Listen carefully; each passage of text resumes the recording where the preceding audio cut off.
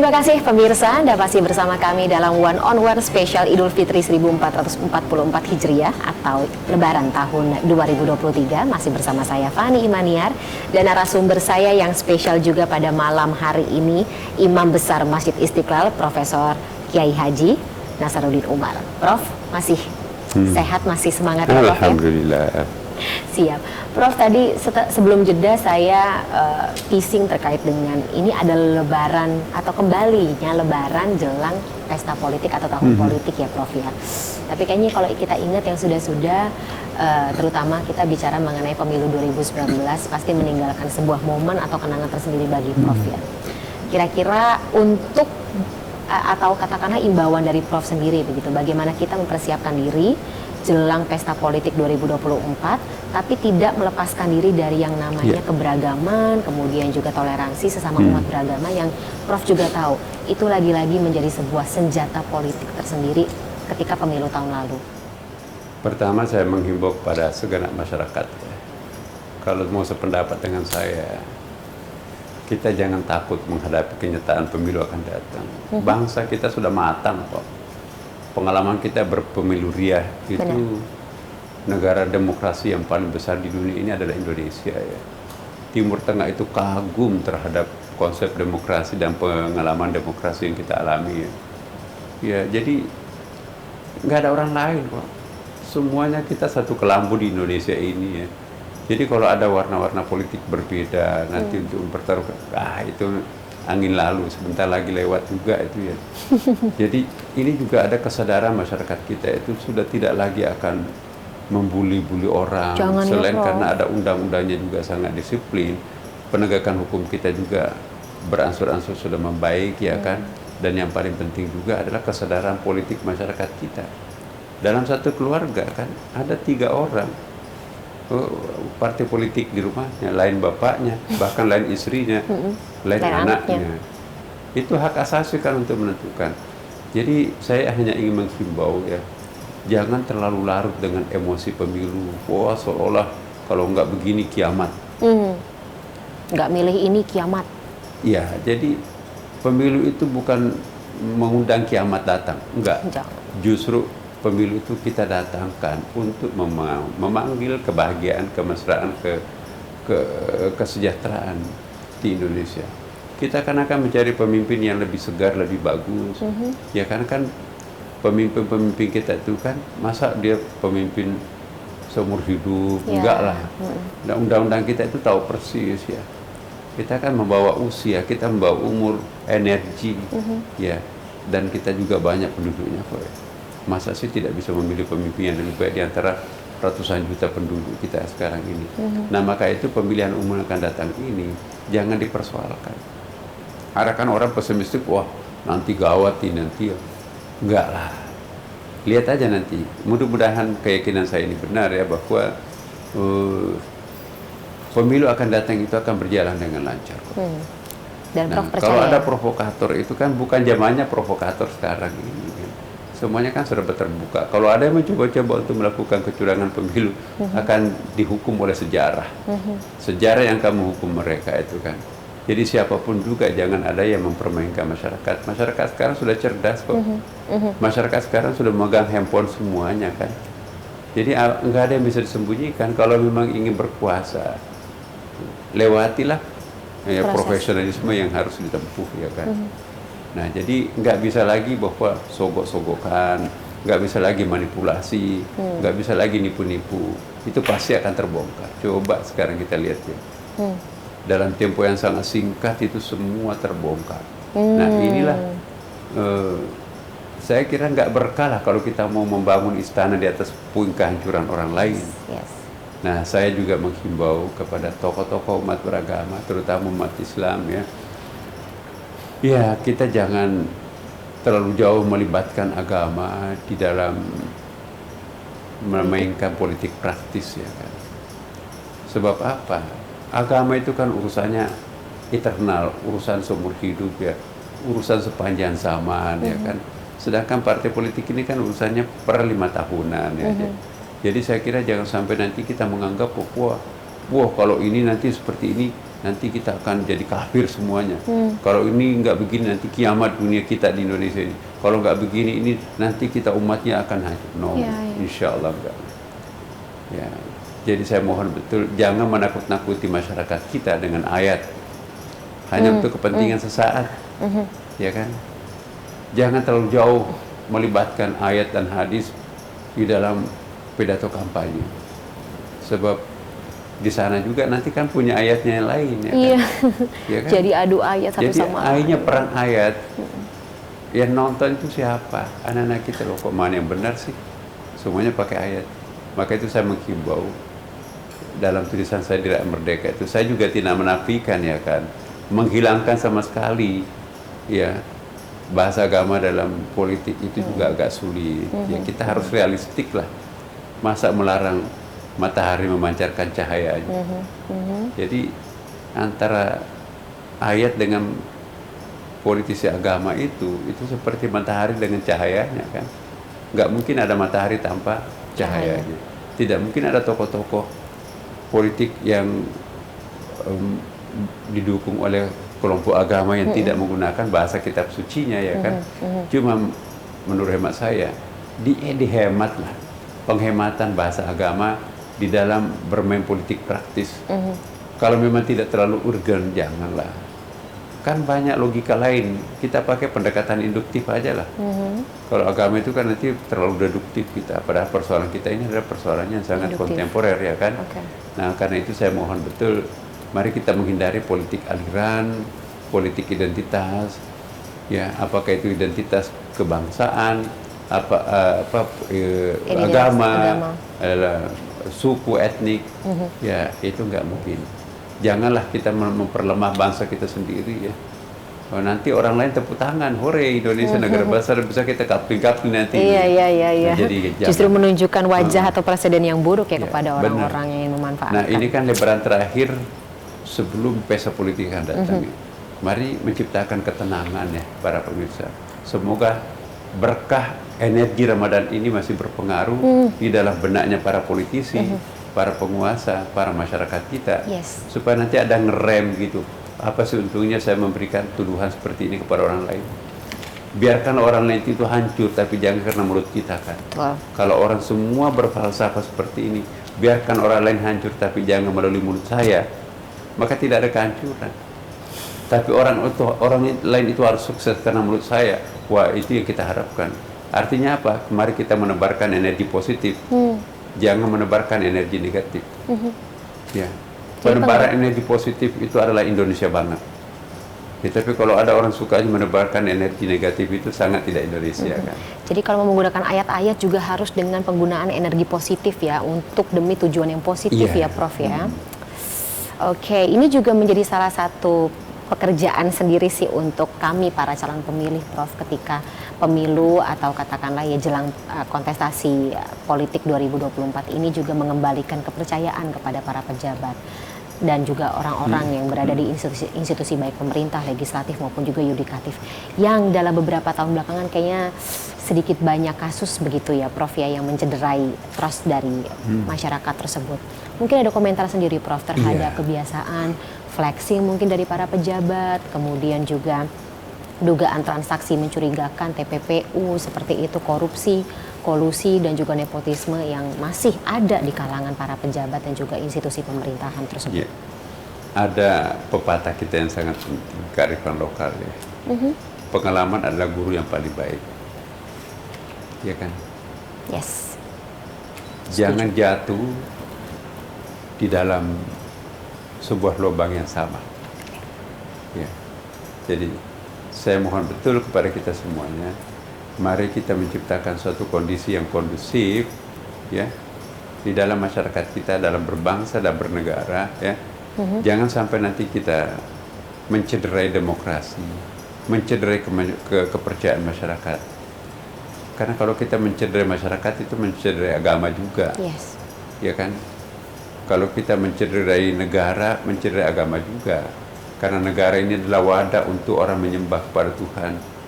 Bangsa ini adalah tempat untuk mengabdikan dirinya kepada Allah Subhanahu wa taala atau beragama kepada menurut agamanya masing-masing.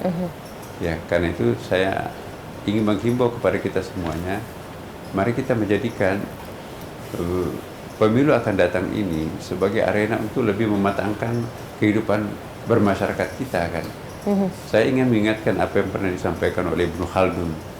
Kita itu kan sejarah itu selalu berputar dalam 4 tahap. Ada generasi perintis, ada generasi pembangun, ada generasi penikmat, ada generasi penghancur. Perintis. Ya, mari kita membiasakan diri untuk menjadi generasi penikmat lebih panjang. Ya kan? Yes. Jangan sampai nanti generasi penghancurnya tidak Mulai tahan dulu. gitu ya. Nah, kita lihat negara-negara yang matang. Saya tidak ingin memberikan satu contoh berlebihan ya. Kita lihat negara-negara yang berpengalaman menjadi negara demokrasi, ya itu kan daya tahan apa namanya itu, suasana penikmatannya itu bagus ya kan. Jadi kan siklus ini berputar terus itu kan. Yang kita inginkan negara ideal itu negara perintisnya cepat, negara membangunnya juga cepat, tapi yang lambat sekali itu ada generasi penikmatnya. Kalau perlu nggak ada generasi penghancur. Ya kan? Amin ya robbal alamin, Prof. Dan ini bisa, saya kira bisa. Indonesia termasuk sesungguhnya. Coba kita lihat, semenjak kita merdeka ya, kita tidak pernah tuh melakukan seperti apa yang dilakukan oleh yang terjadi di negara-negara lain, ya kan? Perang saudara, bunuh-bunuhan dan sebagainya. Nah, kalau Genosida. kita ini izinkan saya membaca sejarah sedikit ya. Kita itu punya kemampuan lebih bagus sekarang ini ya. Coba kita lihat suksesi dulu dalam pemerintahan prasejarah Indonesia ya kan. Prasejarah Indonesia itu setiap kali suksesi kerajaan itu berdarah. Betul. Ya kan. Kita lihat kerajaan Majapahit itu penuh dengan darah pada setiap kali suksesi. Sebelumnya ada Singosari, kerajaan Sriwijaya juga Sriwijaya, kan. betul. Selalu ada suksesi yang diwarnai dengan darah. Ya, antara ponakan, orang tua dan adik bersaudara. Ya. Nah, kita di sini alhamdulillah pasca kemerdekaan ini ya. Suksesi kepemimpinan dari Orde Lama ke Orde Baru. Ada sih riak-riak itu sedikit, tapi pasti itu tidak sampai bisa. Ada. Cukuplah G30S itu yang melahirkan trauma buat kita semuanya ya. Dan itu jangan terulang lagi. Maka itu mari kita semuanya, siapapun, apapun agamanya, apapun etniknya, apapun jenis kelaminnya, mari kita satu bahasa untuk menciptakan kata sepakat bahwa kita tidak boleh bermusuhan sesama warga bangsa. Kita harus saling memperkuat sesama warga bangsa. Perbedaan politik boleh terjadi, perbedaan agama bisa terjadi, perbedaan etnik pun juga bisa terjadi. Perbedaan tidak mesti harus dimaknai dengan perselisihan, persengketaan, apalagi konflik, peperangan. Mari kita jadikan perbedaan ini sebagai konfigurasi kembang ini, Mbak. Ini tidak akan cantik kalau kuning semua. Ya kan? Lukisan ini tidak akan pernah indah kalau sekalipun bingkainya emas tapi warna putih. Apa yang dilihat? Konfigurasi warna-warni itu sunnatullah. Ya. Pelangi aja juga macam-macam warnanya ya, benar, Prof. Jadi alam semesta ini bermacam-macam warnanya kan, itu sunnatullah. Jadi kita nggak mungkin bisa menyeragamkan seluruh colors. Itu malah justru tidak indah. Ya, mari kita jangan menyesali perbedaan, tapi mari kita merayakan perbedaan. Ya, perbedaan itu nikmat, perbedaan itu rahmat, dan perbedaan itu indah. Ya kan? Lukisan-lukisan yang warna ada kontrasnya, ada warna-warna kontras sedikit itu malah indah kan. Ya, baju batik kita kan, kita memilih batik itu kan, coraknya kan. Baju batik yang seragam warnanya itu bukan batik. Ya kan? Indahnya batik itu karena ada konfigurasi warna. Indonesia ini adalah sebuah batik Tuhan yang harus kita rawat. Ya. Indonesia ini adalah yang menarik, koleksi batiknya Allah Subhanahu wa taala. Sebuah tagline yang sangat menarik, Prof. Indonesia adalah batiknya Allah Subhanahu wa taala, dan ya tentunya harus dirawat warnanya ya supaya tetap cerah dan enak dilihat serta enak dipakai, enak digunakan begitu, Prof ya.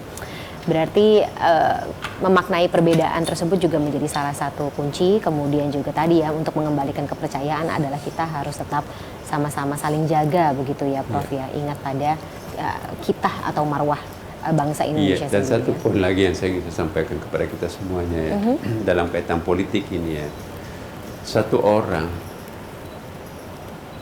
kita nggak mungkin bisa membicarakan kebaikannya dalam 24 jam. Ya. Kalau yang membicarakannya adalah temannya, nggak cukup. Tapi orang yang sama tidak cukup membicarakan keburukannya dalam 24 jam. Kalau yang menceritakan itu adalah musuhnya. Jadi nggak ada yang sempurna kan? Ya kan? Dari sudut mana kita melihatnya? Jadi diri kita siapapun, para pemirsa pun nggak ada yang sempurna kan? Ya. Jadi kalau kita berangkat daripada titik perbedaan, kalau kita berangkat dari bahasa agamanya itu su'udzon, maka sehebat apapun orang itu pasti ada cacatnya. Tapi kalau kita berangkat dengan husnudzon, ya dia kan manusia biasa.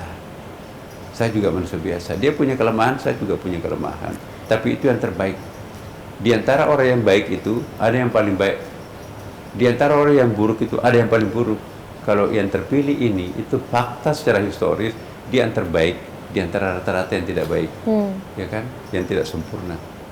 Nah, jadi kita jangan membayangkan kita akan menciptakan suatu negara kota Tuhan, penduduk malaikat, no. Kita manusia biasa, makhluk hatta manusia. Jangan pernah kita ada yang bermimpi kepala negara kita itu nanti tidak ada sedikit pun kelemahannya. Ya, jangan-jangan Nabi pun juga tidak sanggup untuk seperti itu kan. Pemilihan umum ini memilih orang yang terbaik di antara rata-rata. Bukan berarti yang terpilih itu tidak ada kelemahannya. Kan yang terpilih bagaimanapun juga manusia biasa kan, bukan malaikat. Benar. Kecuali kalau malaikatnya kepala negara. Bolehlah kita mungkin berargumentasi seperti itu. Selama yang kita pilih itu manusia biasa, itu pasti punya kelemahannya. Tapi jangan bersembunyi di balik kelemahan manusia itu untuk melegitimasi kekurangan-kekurangan yang disengaja, ya kan. Kalau kita sudah beroptimalisasi untuk menciptakan yang terbaik, masih juga ada dampak negatif, maka itu manusiawi kan. Tinggal kita Tidak cari mungkin solusinya. ada kepala negara mampu memberikan kepuasan seluruh rakyat Indonesia. Karena keadilan pun juga bersifat subjektif ya, Prof. Ya. Iya, jadi inilah. Jadi terima apa adanya. Itu yang terbaik di antara apa yang ada. Nah, kalau ada orang mempersoalkan, wah, ada kan orang tuh nggak pernah ada orang yang sempurna di matanya itu. Itu mempercepat umurnya habis itu kan. Jadi kalau orang yang selalu melihat negatifnya orang lain itu pendek umurnya. Oh gitu. Jadi kuncinya kalau terutama untuk kita perempuan kalau ingin awet muda banyak-banyak husnudzon gitu ya. Iya. Berbaik sangka. Kalau suudzon itu mukanya cemberutnya, itu keriputnya lebih cepat gitu kan. Tapi kalau kita lempar senyum anytime anywhere, wow, lihatlah sisi positifnya itu kan. Di mana ada orang di situ pasti ada kebaikannya. Dan di mana orang yang sama itu juga pasti ada keburukannya. Nah sekarang tanggung jawab kita bagaimana mengeliminir, apa namanya eliminir itu ya? Menghilangkan, menyedikitkan, bukan menghilangkan, meminimalisir kelemahan kita ya. Kalau kita salah manusia minta maaf, udah selesai. Ya. Jadi pemerintah juga jangan nggak mau minta maaf kepada masyarakat. Kalau kita salah, benar, kita minta maaf kepada masyarakat. Rakyat Indonesia mohon maaf. Target yang kami targetkan waktu pemilu dulu kampanye saya itu, kami sudah berikhtiar sedemikian rupa, tapi kemampuan pencapaian saya seperti ini, saya mohon maaf. Terbuka kita kepada masyarakat. Jangan mencari pembenaran, oh ini kan sudah ini bukan saya faktor dan udahlah. Masyarakat kok tidak banyak maunya kok. Akui kesalahan kita kalau kita salah, ya. Dan masyarakat pun juga jangan terlalu manja, ya kan? Disuapin maunya. Ya. Jadi dalam teori bermasyarakat itu, Mbak, ya, kalau negaranya terlalu kuat, biasanya itu masyarakatnya lemah. Maksudnya gimana, Prof? Tapi sebaliknya kalau masyarakatnya terlalu kuat, biasanya tuh negaranya lemah atau mau diturunkan sedikit. Kalau penguasanya terlalu kuat, rakyatnya lemah. Biasanya masyarakatnya itu lemah dan jadi korban. Tapi kalau masyarakatnya terlalu kuat, pemerintahnya terlalu lemah, itu juga salah. Jadi ini harus ada balancing di sini nih. Ya, makanya itu sholat jamaah itu sangat penting. Jadi ada imam yang memimpin sholat ya kan. Ada makmum Syarat yang- untuk menjadi imam itu orang istimewa di tempat itu kan. Dan imam itu kan bisa ditegur oleh makmumnya. Iya. Saya imam di sini. Sholat duhurnya 4 rakaat kan. Saya kok mau ngambil 5 rakaat. Subhanallah. Itu kan laki-laki di belakang subhanallah. Oh, saya tahu diri itu. Kalau makmumnya perempuan, itu artinya perempuan pun punya hak untuk melakukan koreksi terhadap atau kritik pemimpin ya. imam. Jadi laki dan perempuan sama punya hak untuk mengoreksi pemimpin yang keliru. Dan pemimpin yang baik mau ditegur. Iya kan? Nah, ini yang kita harapkan. Maka itu marilah kita bersolat jamaah di masjid atau berjamaah di rumah ibadahnya masing-masing. Karena di situ ada pelajaran politik yang sangat bagus. Seorang imam harus diikuti dan tidak boleh makmum mendahului imam kan. Ya. Kalau imamnya salah, subhanallah. Atau pukul pahanya kalau perempuan. Diingatkan, dikoreksi Diingatkan, dengan ya kan? cara yang benar gitu ya, Ya. Prof. Jadi itulah peluang untuk salah kalau kita berjamaah itu kecil. Tapi coba kalau salat sendiri, tadi ini rakaat keberapa ya? Nggak ada yang ingatin kan? Iya, iya. Benar, nggak ada yang Apalagi koreksi. salat tarawihnya balapan lagi kan. Ini rakaat ketiga atau baru kedua ini? Udah lanjutin aja. Jadi salah juga semuanya. Iya, salah. Maka itu kalau kita berjamaah bagus. Maka itu orang yang rajin berjamaah, insya Allah dewasa berpolitiknya juga diharapkan seperti itu. Nah, kalau orang nggak pernah hadir berjamaah, bagaimana bisa bermasyarakat yang baik? Benar. Jadi rajin ke masjid itu jangan hanya rajin ke masjid, mestinya juga dewasa dalam berpolitik. Ada kiai ulama besar, salah juga bacaannya, ditegur juga oleh makmumnya. Ini manusia biasa kan. Ada ulama besar sekali, namanya sangat dari Timur Tengah, keliru juga. Subuhnya 3 rakaat, itu kita adakan tegur nggak jadi kan? Ya manusia itu punya kelemahan, siapapun pasti punya kelemahan. Tapi karena kita berjamaah maka tidak jadi 3 rakaat, turun kembali Turun imamnya kembali. kan. Itu yang kita harapkan. Menarik sekali. Jadi banyak sekali memang filosofi atau falsafah yang kita lakukan begitu ya, Prof ya, dalam ibadah kita sehari-hari, terutama yang kita lakukan di bulan Ramadan. Iya. Kemudian juga di bulan Ramadan insya Allah tahun depan kita masih punya atau dikasih usia ya oleh Allah Subhanahu Wa Taala ya untuk kembali melaksanakan hal-hal ini, sehingga tidak hanya kita lakukan kebaikan tersebut di bulan Ramadan saja, tapi tentunya di bulan-bulan selanjutnya setiap tahunnya begitu ya, Prof ya. Prof, terima kasih sekali sebelumnya karena durasinya sudah habis ya, terpaksa harus kita sudahi dulu pembicaraan kita malam hari ini. Kita ucapkan dulu Betul. ya. Iya, benar. Selamat Hari Raya Idul Fitri 1444 Hijriah. Mohon maaf lahir dan batin. Mohon maaf lahir Semoga batin. kita semuanya diterima amaliah Ramadannya. Amin. Dan semoga juga kita berjumpa lagi bulan suci Ramadan tahun akan datang. Amin. Dalam keadaan prima, sehat walafiat. Amin ya robbal Ya, alamin. terima kasih. Impiannya itu ya, Prof ya. Prof juga sehat-sehat semuanya ya, Amin, Prof terima ya. kasih. Imbauan dan juga pesannya, wejangannya dalam episode one on one kali ini benar-benar terasa spesial. Dan jangan lupa, Ya. walaupun Ramadan berlalu, jangan pernah meninggalkan Istiqlal. Iya, kita Masjid akan kembali kebanggaan lagi. kita. Kita akan kembali lagi. Kalau misalnya tadi Prof mengatakan sebelum renovasi Masjid Istiqlal ini apa namanya ya terasa beda begitu suasananya, tapi tentu saja auranya sih sampai dengan saat ini semakin disempurnakan ya, Prof, dengan adanya renovasi. Insya Allah. Alhamdulillah. Sekali lagi Prof Terima kasih. Prof Kiai, terima kasih banyak atas waktunya dalam spesial one on one kali ini. Sehat selalu, Prof. Kita ketemu lagi di lain kesempatan ya, Prof ya. Dan demikian pemirsa One on One edisi spesial Lebaran atau Idul Fitri 1444 Hijriah. Saya Fani Imaniar. Terima kasih. Sampai jumpa. Assalamualaikum warahmatullahi wabarakatuh.